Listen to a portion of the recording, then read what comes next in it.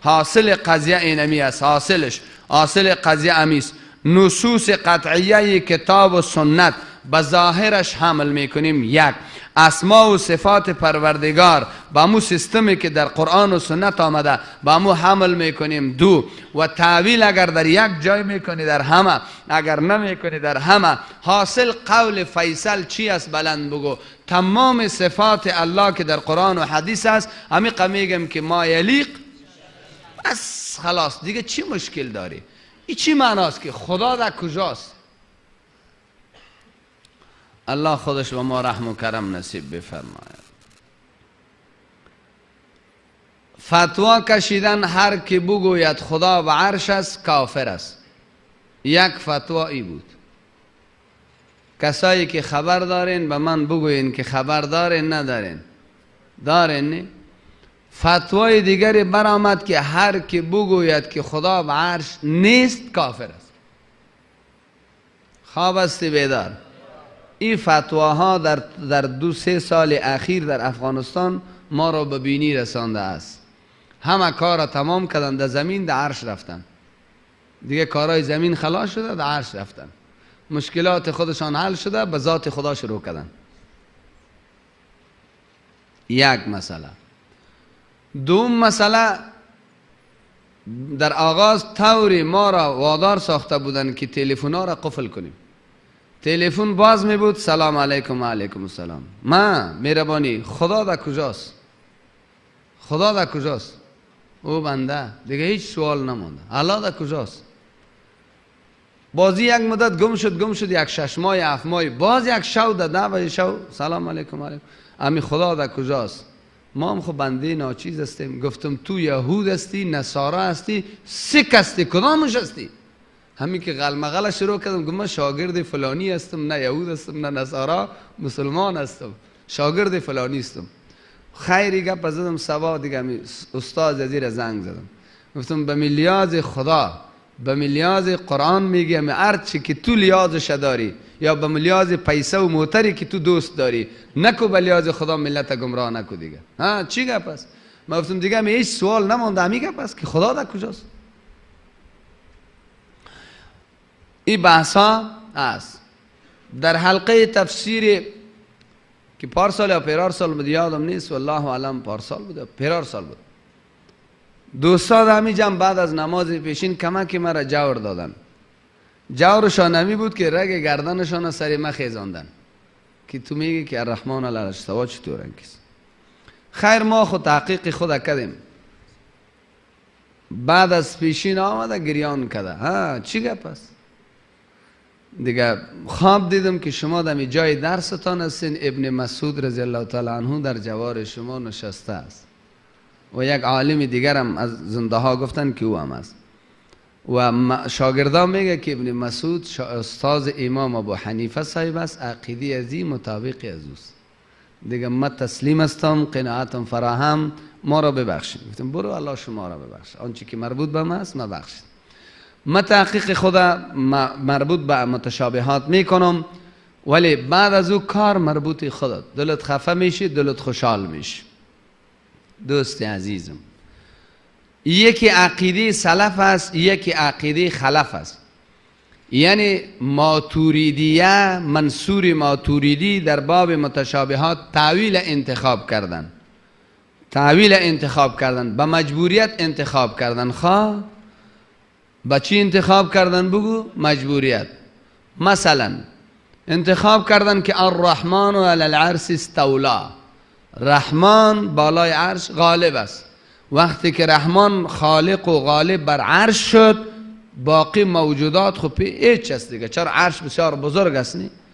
دیگه رسیدین یا نرسیدین؟ این بحثا برای ضرورت امو زمان بوده که چون ملحدین کسایی بودن که الحادگرایی میکردن، اصل که بگویم که آنچه مناسب شأن الله است نمیپذیرفتن، جناب منصور ماتوریدی مجبور شد برای شکست دشمن، برای به اصطلاح خاموش کردن دشمن، افهام دشمن، خواستن که تاویل کنن. وگرنه عقیده سلف با ما مشخص است که حالی اندکی بعد میبینید. ما اعتراض علیه منصور ماتوریدی نداریم. به خاطر از که گفتم زمانه فرق میکنه، برداشتها فرق میکنه. در عصر امروز هم بسا موارد است به ارتباط ثبوت نسخه 100 آیت و حدیث بگو قبول نمیکنه، یک مسئله از تورات بگو ناگزیر است که قبول کنه. خود جامعه تغییر میکنه، عرضه مطابق تقاضاست در بخشای فرهنگی دیگه. به این اساس متوجه حالتان باشین دوست عزیزم. خواب استی بیدار؟ بلند بگو. یک نفر گفت ما چی بفهمیم که قرآن کلام الله است؟ ما گفتم در 1400 و چند سال کسی هنوز به رقمش آورده نتونسته. دلیل است گفت احمد ظاهرم یک موزیک نواخته، کسی به رقم از اون نواخته نمیتونه. خیلی هم قرآن است. گفتم چند سال شده؟ گفت ای گپ صحیح. گفتم ارگا که 1400 سال بعد نتونست با صحیح است. دوم ما صوت پیامبر را نگفتیم، ما صوت پیامبر را نگفتیم که اون نواخته و دیگه کس نمیتونه.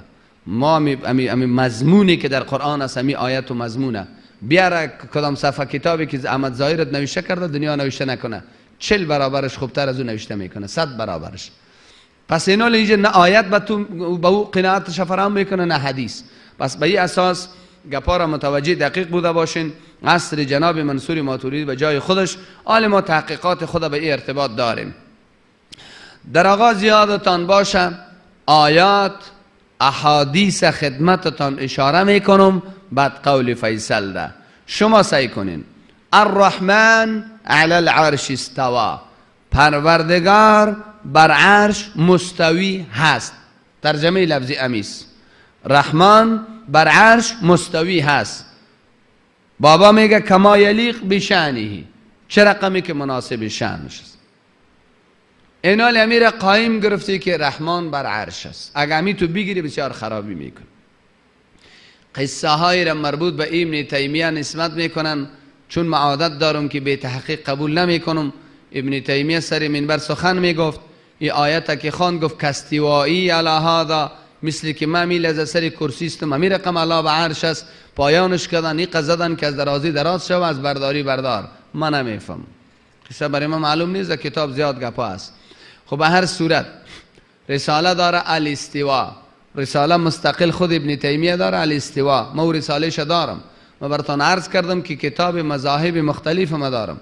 حتی کتابای لیلین 180 بود، چند صفحه بود، من یک سال خوانده بودم از اول تا آخرش، که نظریات را معلومات کردن بر سرش رد کردن.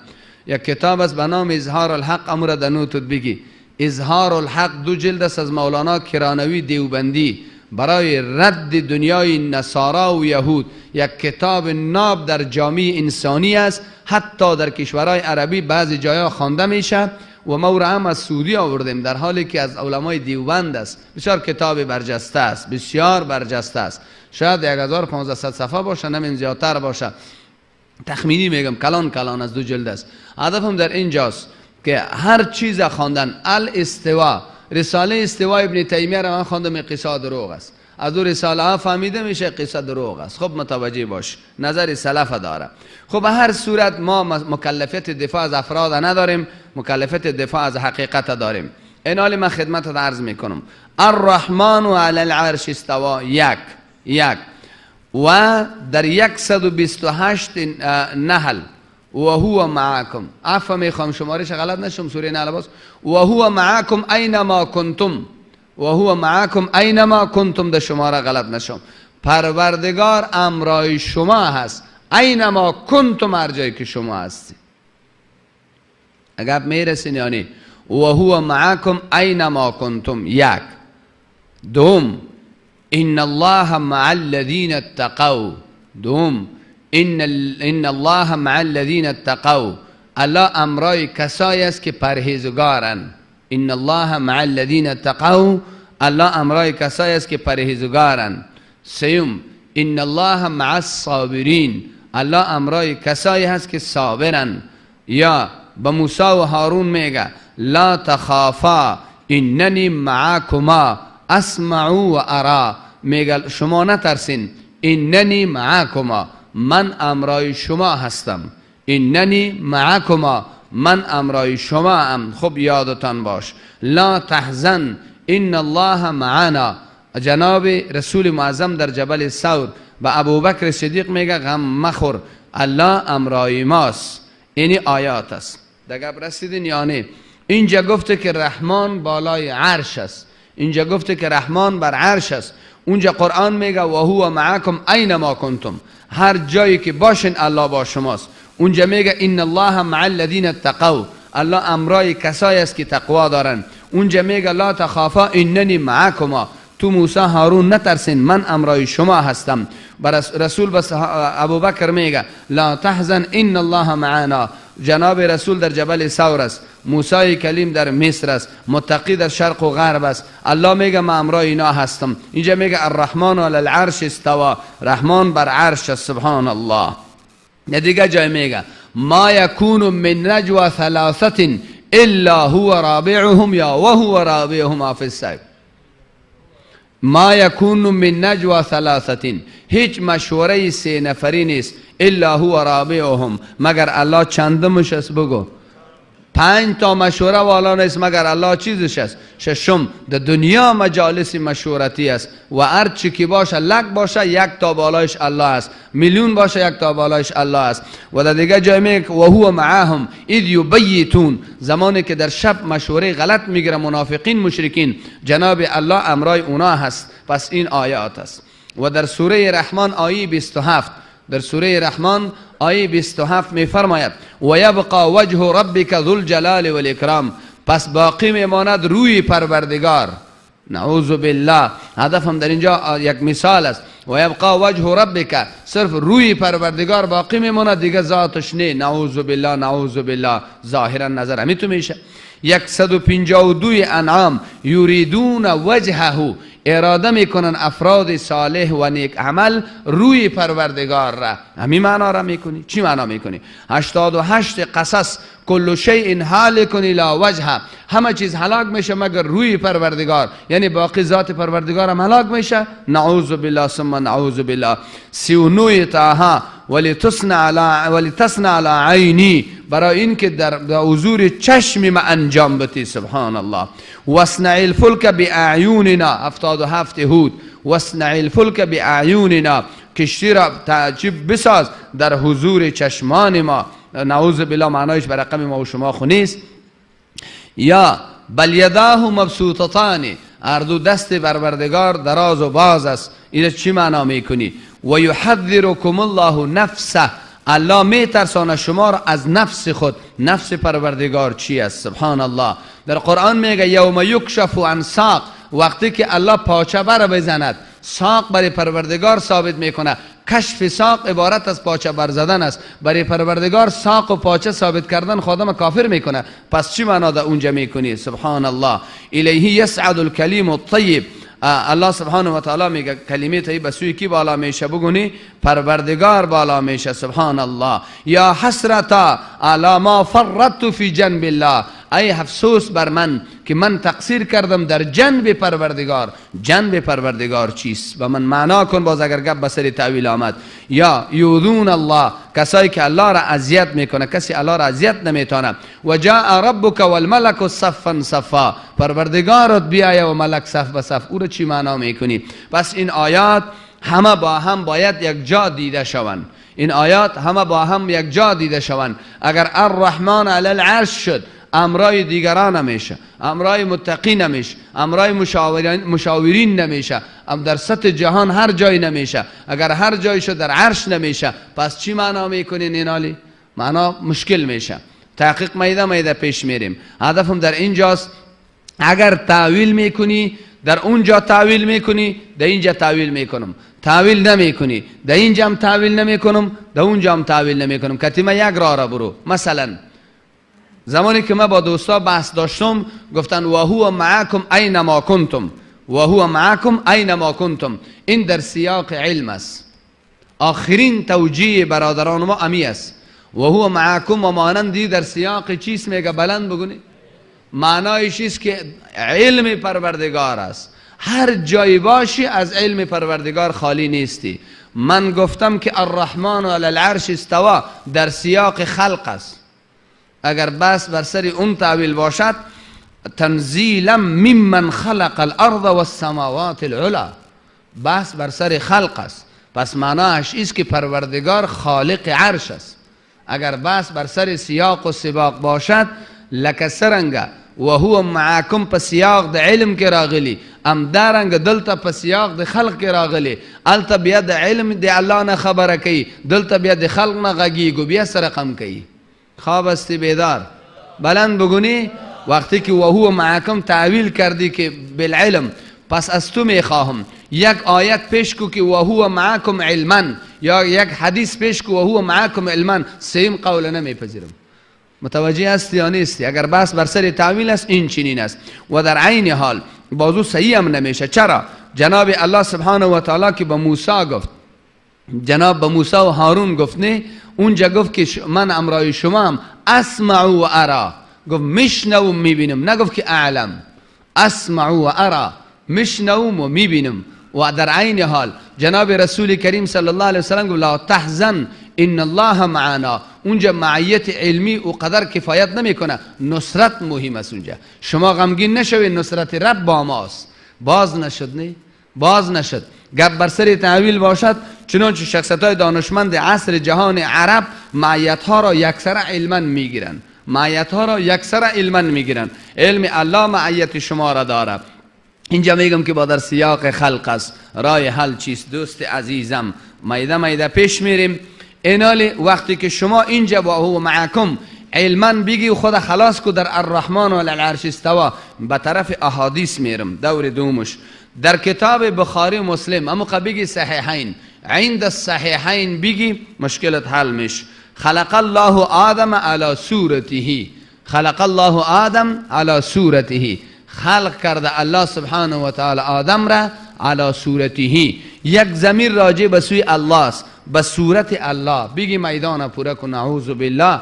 ثم نعوذ بالله هدف ما القای شبهه نیست میایم به اصل حقیقت میایم و در عین حال جناب امام مسلم رحمت الله علیه عند مسلم به روایت ابو هریره اذا قاتل احدكم فليجتنب الوجه وقت مقاتله میکن از روی پرهیز کنین چرا فان الله خلق آدم على صورته زیرا الله آدم را به صورت خود خلق کرده در روی انسان نزن زنانه را در رویش نزن اطفال را در رویش نزن حتی در قتال هم در روی نزن به خاطر ازی که خلق کرده الله به صورت خودش یا بخاری مسلم قصه میکند از قیامت الله سبحانه و تعالی میگه هر کس چیزی را عبادت کرده بود دنبال امو بروه و باقی میمانه امت مسلمه پروردگار میایه به صورتی که نمیشناسن میگه از اینجا بریم میگه نه تا رب ما نیایه نمیریم پس میایه به صورتی که میشناسن اونجا میایه که پروردگار به صورت مشناختگی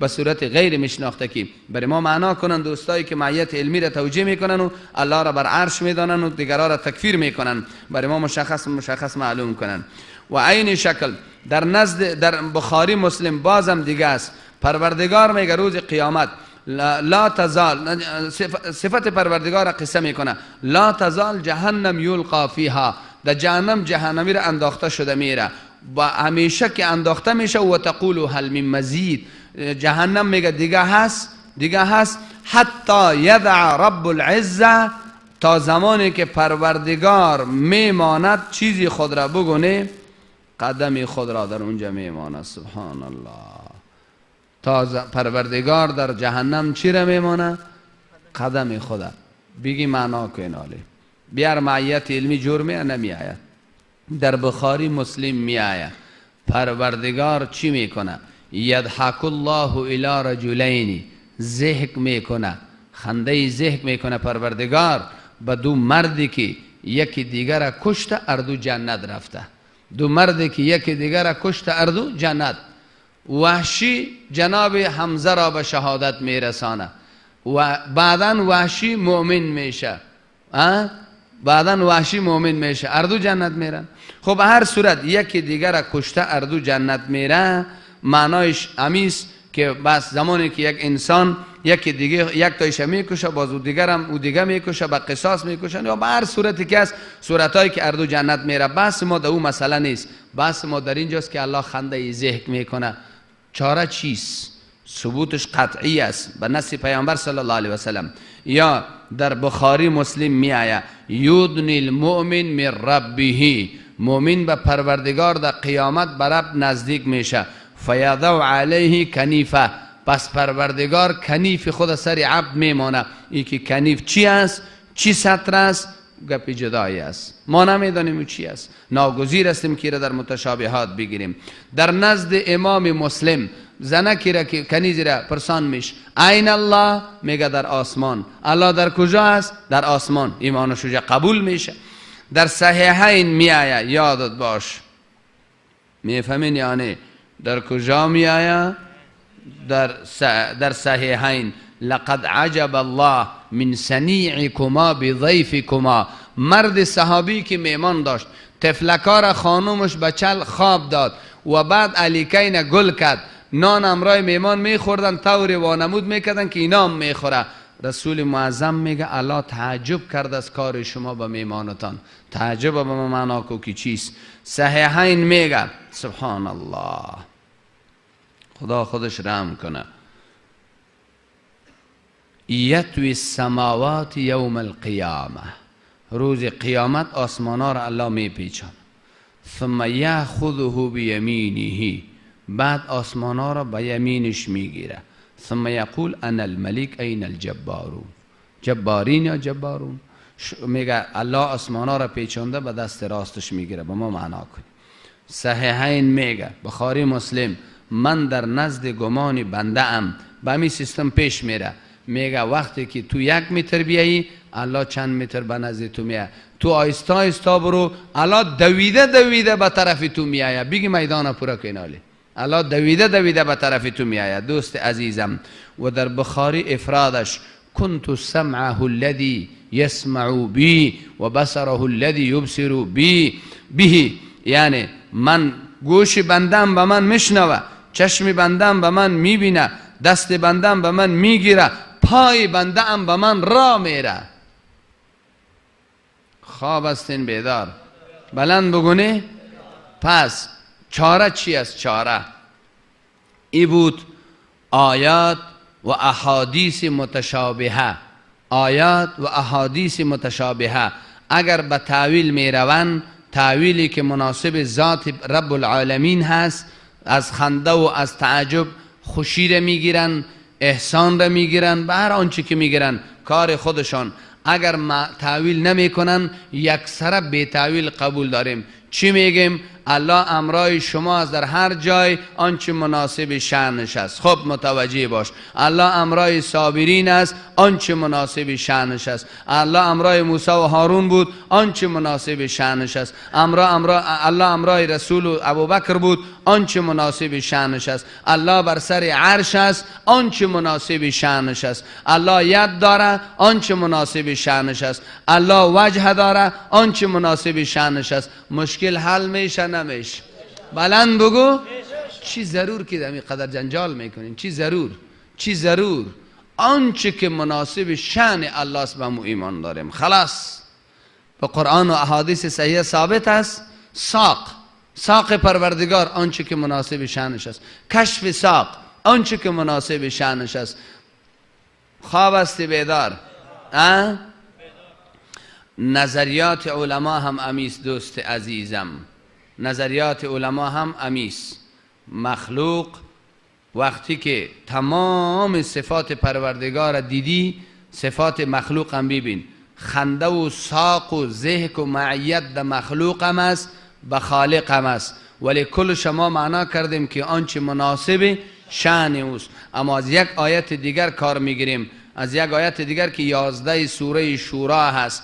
لیس کمثله شیئا، مانند پروردگار هیچ چیزی نیست. یعنی پروردگار معیت داره، مانند من و تو نه. پروردگار تعجب داره، مانند من و تو نه. پروردگار ضحک داره، مانند من و تو نه. پروردگار ساق داره، مانند من و تو نه. پروردگار علی الرحمن و علی العرش استوا، لا کاستواینا علی الکراسی. مسلم که ما سر چوکی سیم ای رقم نه.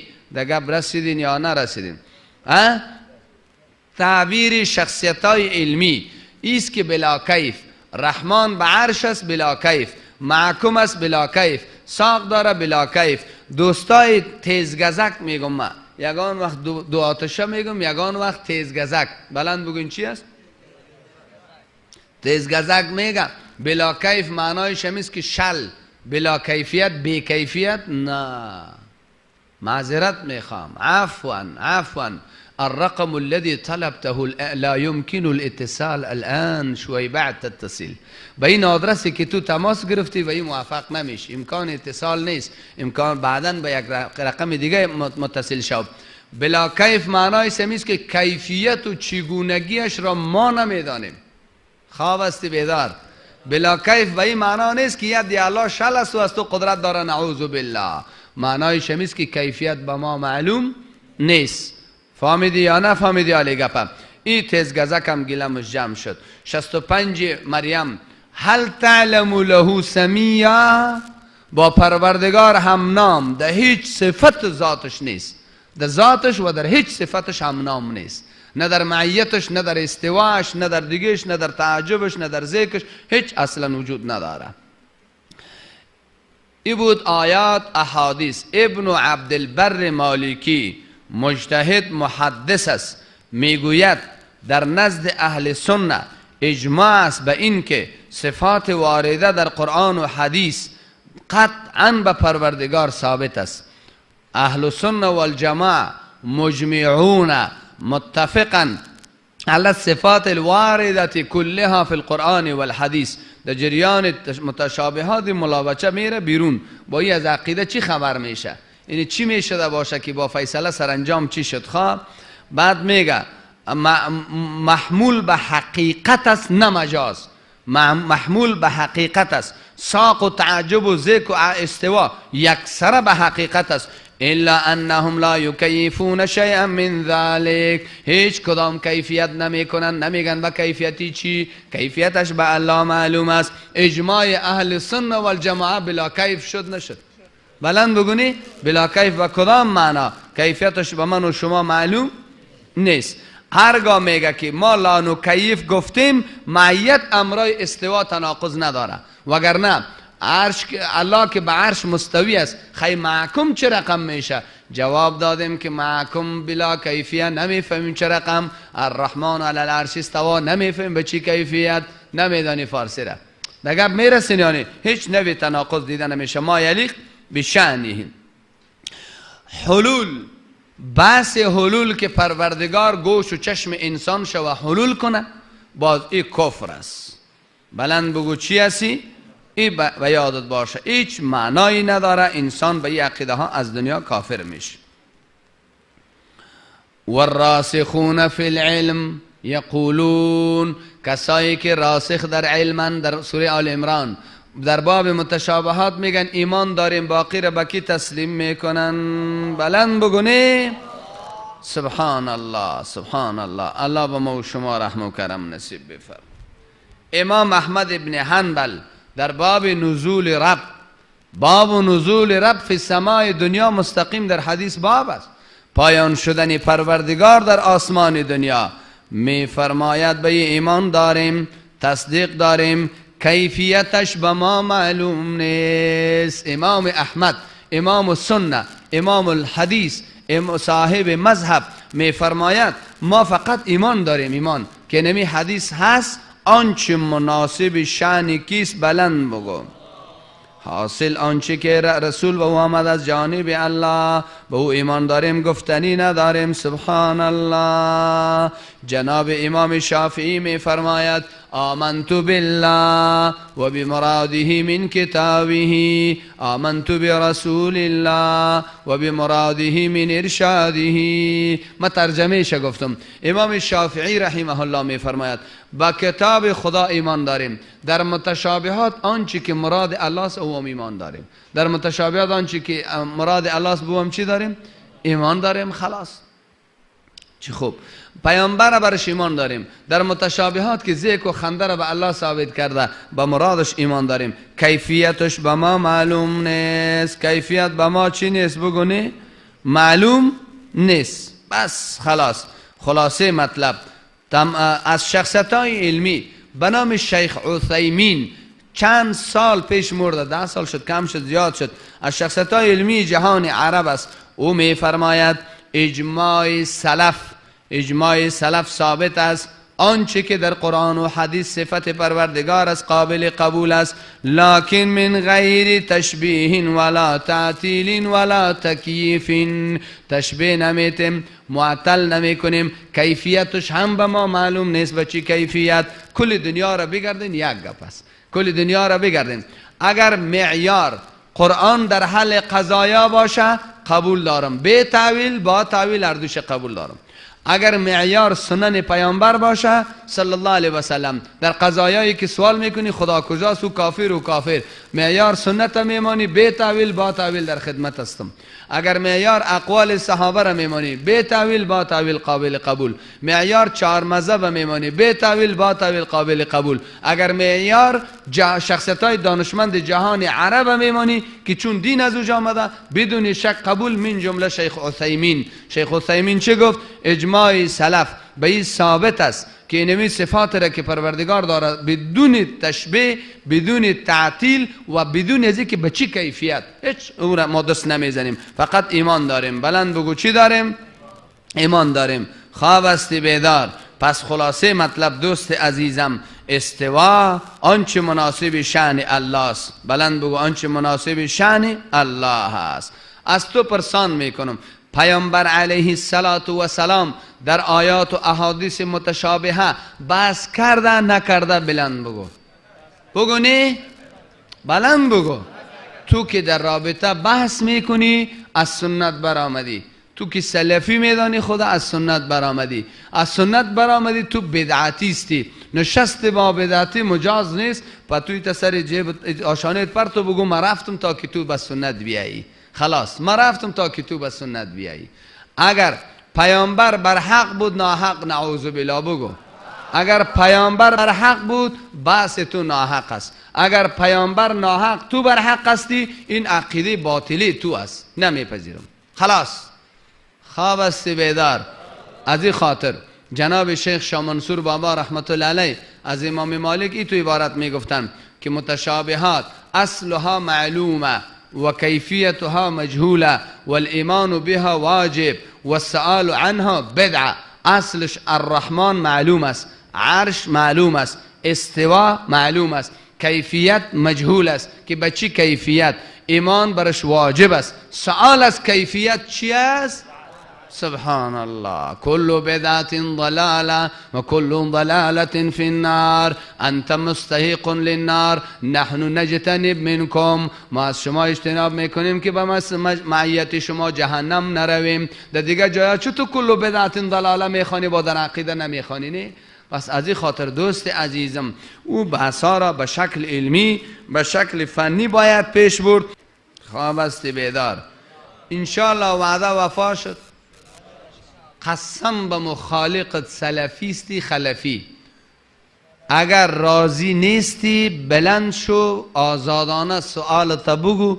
نه خفه میشم سرت، نه از پیش دق میشم، نه سیاست پتکه میکنم. تا می 4 بجه دیگر شو من اینجا شیشتگیستم، تا می 4 دیگر هم شو من اینجا هستم. تو باید قناعتت فراهم شوه که از اینجا برآمدی دیگه میگه پارا نزنی که خدا دا کجاست، هوجا کافر، هوجا کافر، هوجا کافر. یک پار از جیبت بکش. بلند شو دیگه. نه کسی مشکل داره. کسی که به این فیصله راضی است از من نترسه، از الله بترسه. از کی میترسین؟ همه صفات توجیه منصور ماتوریدی در زمانش قابل قبول. فعلا ما به متوجه سلف ماستیم که آنچه مناسب شأن کیست موافق هسته. هر کس پالویش سعی کنه کی دوست بالا نکرده، آن یک تا نو بالا کرد. خواه یک تا را مدیدم که نو بالا کرد، دیگه پاکی زدم و نو بالا کرد. او از ترس بالا کرد. خواه آن که خلاص شد، آن که نمیداند علاج کار او نزد ما نیست. خلاص که نمیدانه خلاص دیگه. دمی چی مشکل دارین از برای خدا؟ اینک قضایای مستند را با یک دنیای از رنج پارسال جمع کرده بودم، امسال خدمتتان عرض شد.